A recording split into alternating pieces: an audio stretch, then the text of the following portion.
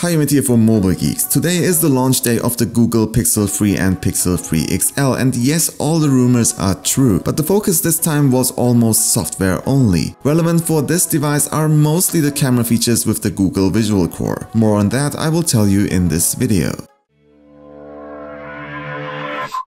Both devices, as it was with the predecessors, differ in design, size and battery life. While the Pixel 3 is compact and has a more classic design, the big brother comes with a notch, and the notch is kind of deep with this one. The back is now made of glass with the classic design, but the bottom part has a rubber-like coating which feels nice in hand. Glass also means wireless charging. For this they have their own new charger, which makes the Pixel 3 a Google Home with display, so basically a Google Home Hub. The colors are just black, clearly white and not pink. On the front is a POLED display which looks quite nice in quality this time, but only comes with Full HD Plus resolution. Viewing angles are more stable than on the Pixel 2, but it tends to get a bit bluish after a certain angle. This time we have 3 cameras, 2 on the front and 1 on the back. On the front we have a normal and an ultra-wide angle 8 megapixel sensor, where the quality seems to be pretty good on the first look. This time it comes again with a portrait mode, color pop mode and more. With portraits now you can set up the amount of bokeh you want after taking the shot, as we know from Huawei. More interesting features are photo booth mode, where photos are taken while you make funny faces, and a feature that takes multiple pictures to recommend you the best ones so you don't miss a shot if something goes wrong. The AI focuses on smiles, open eyes and more. We know this type of feature since a while from Samsung, but only here with machine learning support. These features you can also find for the 12.2 megapixel main camera, but there is more. With super res zoom, thanks to machine learning, it can make zoomed images sharper and correct unstable hand movements.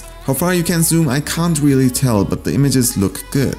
With night sight, it can also analyze important areas in a picture and make everything brighter and clearer, like shooting a long exposure. I didn't have a chance to see this one in action, but it sounds very interesting. With this, Google tries to at least get even with Huawei. What's cool is that Google Lens is now integrated in the camera app, so it can show everything it recognized directly without switching a mode or an app. Some of these features will also be rolled out for older Pixel devices, which is actually a really nice thing. In total, the camera seems pretty good. I'm interested to see if it can beat others like the Huawei P20 Pro or the iPhone XS, especially considering that the Pixel 2 was the camera king for a while. The only bummer is that you can only record up to 4K 30fps in video mode.